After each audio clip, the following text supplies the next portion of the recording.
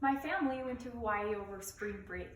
We had the opportunity to go to the beautiful overlook at Waiopio Valley.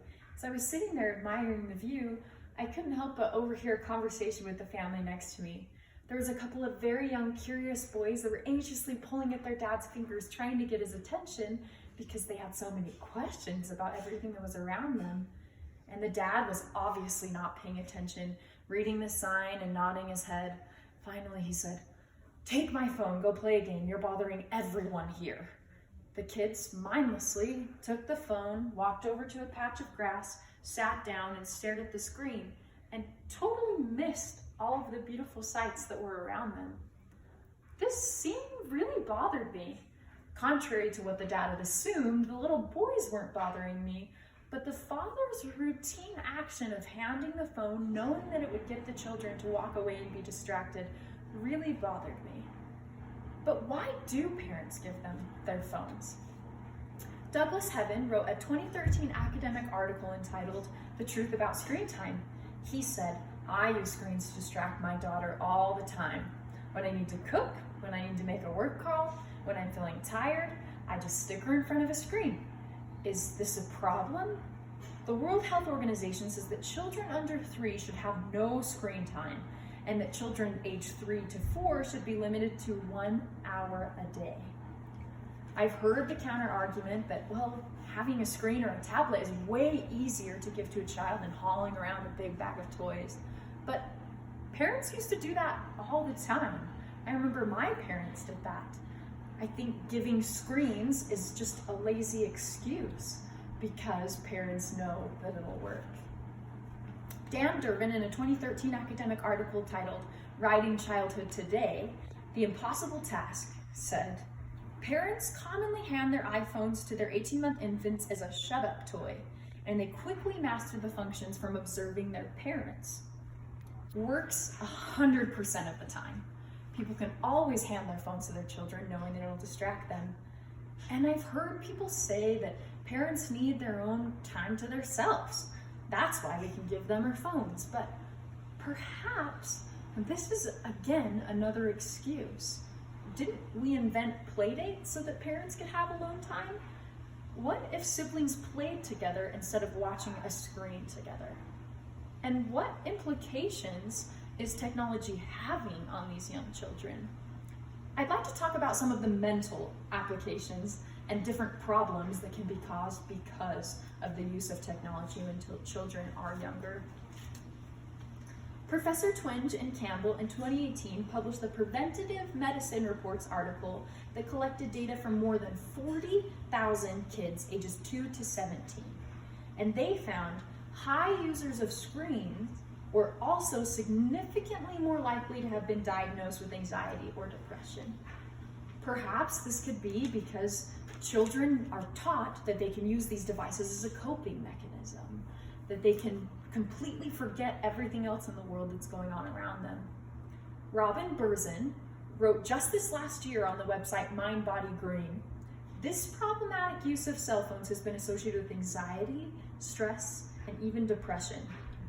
These habits are causing what top neuroscientists have called digital dementia, harming important right brain functions, including short-term memory, attention, and concentration in ways that may or may not be reversible."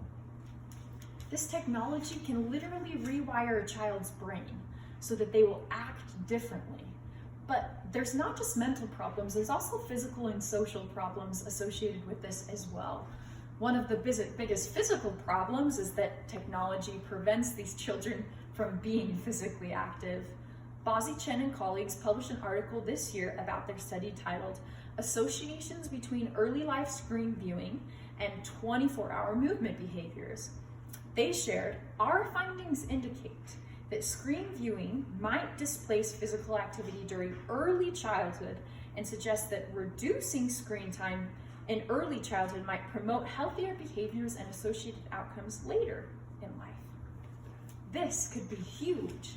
They followed 500 2 to 5-year-olds and found that they were way more likely to be active if they had less screen time when they were younger. I've also heard that there are different social implications as well. People might say, Well, this gives my children an opportunity to connect socially to others if they're shy, or they might not have that opportunity otherwise.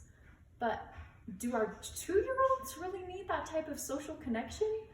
Do our 2-year-olds need to connect with their Facebook friends, or do they need to connect more with their parents? This is truly a problem for our younger generation. Not only that, but with the increased use of screen time, they're way more likely to run into online predators and pornography. I plead with you all to take the stance you need to be able to become better people.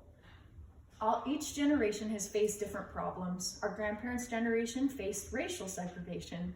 Our generation faced the opportunity and problem of technology, because technology can really help our world. It can improve so many different things, further education, but also it can cause a lot of problems. And we need to be careful about those issues. If we can prevent them now, then we'll have such a better prepared next generation. I worry about the social, mental, and physical problems that can be caused by giving our children screen time. My invitation to each of you is that you take the time to be able to change the way you as a future parent will give technology to a child. Or if you're not planning on being a future parent, that you can influence the parents around you so that they will limit the screen time for their children. If they do this, then we'll be able to prevent some of those negative implications that we'll have on the next generation. Thank you so much for your time. Do any of you have any questions? Yes, what types of phone or screen time rules are you planning on having for your own family? It's a great question. If I understand you correctly, you're asking me what is my plan in my future family to be able to prevent some of these technology problems. Yes. That's a good question. I've been thinking a lot about this actually, because I'm trying to find a way that I can change this. That's why I want to be able to prevent this as early as possible. And my plan is to follow some of those different studies.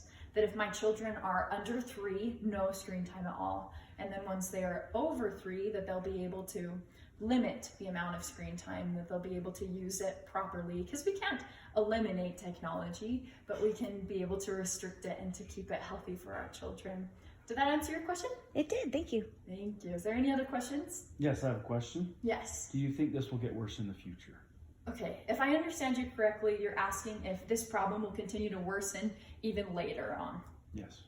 Okay, yes. Well, I have a question for you. Do you think that technology will become more widespread in the future? Of course. So obviously this problem will worsen. The earlier we can prevent it, and the more invitations that we can give out to other people to be able to change the way that we are using screen time for children, then we'll be able to prevent the problem that these kids are too young to even understand will be a problem when they're older. Did that answer your question? Yes. Thank you all so much for your time.